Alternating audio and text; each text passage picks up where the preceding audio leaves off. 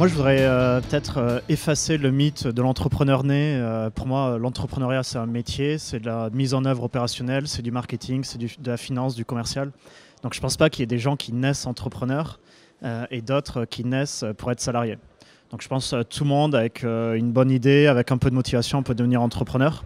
Moi, ça a été un concours de circonstances. Je ne me suis pas dit que j'allais être entrepreneur toute mon enfance. C'est arrivé parce qu'il y a un moment, je l'ai décidé.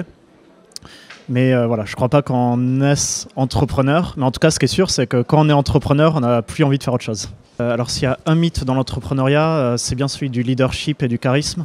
Donc, vous pouvez voir un petit peu les grands dirigeants américains, que ce soit Mark Zuckerberg, Bill Gates et autres. En fait, ce sont des gens souvent qui sont plutôt timides, qui n'ont pas spécialement de charisme, mais ce sont des gens qui savent s'entourer, qui ont une vision, qui inspirent de la confiance et qui savent fédérer des gens autour d'eux.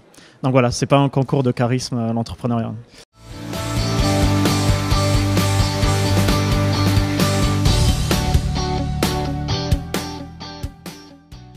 Écoutez, moi, ça fait quasiment 4 ans que je suis diplômé.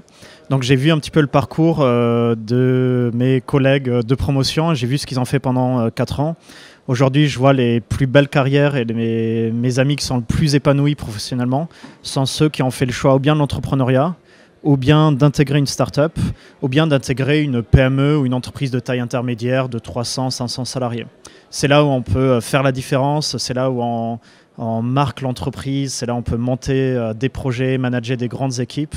Donc voilà, c'est tout simplement, si vous avez envie de vous épanouir, de vous faire plaisir, allez dans les petites entreprises.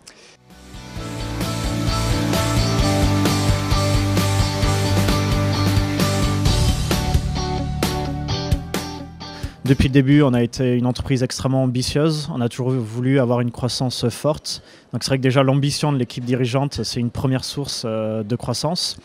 Et après, on se base à la fois sur la satisfaction des clients. Donc effectivement, on répond à un vrai besoin sur un marché qui est un très gros marché. Et puis, on se donne les moyens financiers. On a une vraie stratégie financière qui accompagne la croissance. Donc là, sans quelques ingrédients, mais je suis loin d'avoir la recette. Sinon, on serait certainement encore beaucoup plus gros aujourd'hui.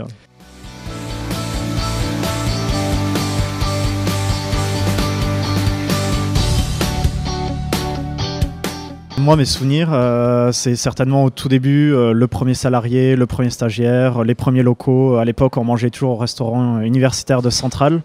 Les premiers mois et les premières années d'une entreprise, c'est pas forcément les plus faciles. Plus la boîte grossit, plus on peut s'épanouir parce qu'on peut monter des gros projets, etc.